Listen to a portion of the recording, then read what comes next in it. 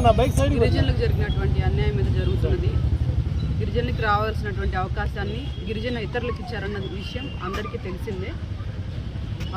దానికి సంబంధించి ఈ రిలే నిరాహార దీక్ష మా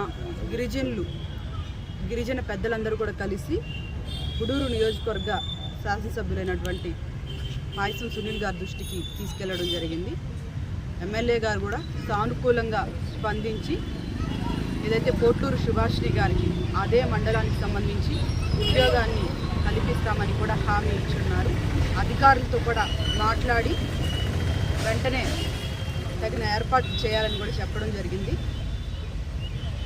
ఈ విషయం మీద సునీల్ గారికి పోట్లూరు సుభాషిణి గారి కుటుంబం కానీ గిరిజనులు కానీ రుణపడి ఉంటారని తెలియజేసుకుంటూ మా తరపు నుంచి కూడా సునీల్ గారికి అభినందనలు తెలియజేసుకుంటూ ఈ అవకాశాన్ని కల్పించి పోట్లూరు సుభాషిణి గారి కుటుంబానికి జీవనోపాధి కల్పించినందుకు మేము ప్రత్యేకంగా సునీల్ గారికి ధన్యవాదాలు తెలియజేసుకుంటూ ఏదైతే రిలే నిరాహార దీక్షను పోట్లూరు సుభాషిణి గారు 11 రోజులు ఎటువంటి ఆటంకులు వచ్చినా కూడా ఎదుర్కొని కఠినంగా రిలే నిరాహార దీక్షను కొనసాగించినందుకు వారికి అభినందదాయకమని తెలియజేసుకుంటూ ఈరోజు పోట్లూరు సుభాషిణి గారికి అండగా నిలిచిన గిరిజన పెద్దలందరికీ కూడా ధన్యవాదాలు తెలియజేసుకుంటూ సెలవు తీసుకుంటున్నాను.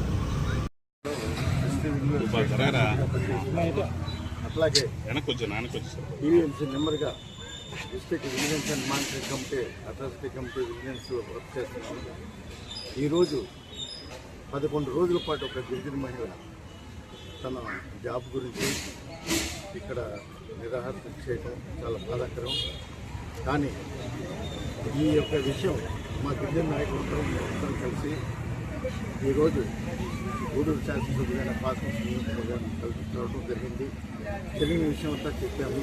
ఆయన కూడా సానుకూలంగా స్పందించి వెంటనే పై అధికారులకి ఫోన్ చేసి ఆ అమ్మాయికి గూడూరు కోట ఎండి ఆఫీసులో ఉద్యోగ బాధ్యతలు స్వీకరించేటట్టుగా ఆయన మాట్లాడారు.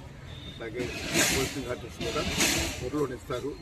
ఈ యొక్క కార్యక్రమాన్ని అందరికీ మా గిరిజన నాయకులందరికీ చేతులు జోడించి ఆయనకి ఇచ్చిన సపోర్ట్కి నేను అందరికీ పేరు బచ్చన లక్ష్మణ్ శేఖరు, గిరిజన సంఘాల ఐక్యవేదిక నెల్లూరు జిల్లా కమిటీ నుంచి మాట్లాడుతున్నాను.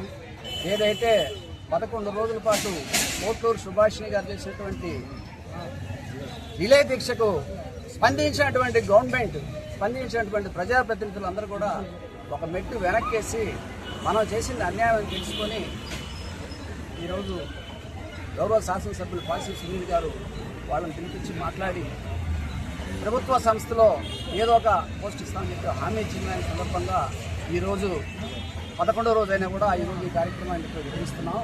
అయితే మనం గుర్తుపెట్టుకోవాల్సిన విషయం అవుతుంది. ఈ గిరిజన సంఘాల ఐక్యవేదిక తరఫున ఇప్పటికీ రిలే దీక్షలు ఈ జిల్లా హెడ్ క్వార్టర్ కలెక్టరేట్ ముందు 6వ దీక్ష నంబర్ 1 అజుమా baby kidnap case Bengaluru, number 2